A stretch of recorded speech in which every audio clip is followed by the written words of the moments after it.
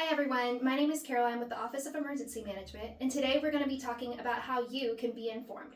There's two main parts to being informed, the first of which is signing up for emergency notifications.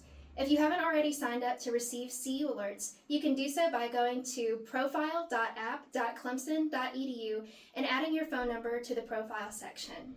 You can also sign up for additional emergency notifications in the county in which you live or work.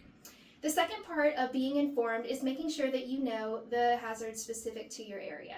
You can go to the Clemson University Emergency website in the Emergency and Safety Procedures section to see our recommended actions for different emergency situations that you may face. You can also reference the flipbooks that are hanging in hallways, offices, lobbies, and classrooms for more information.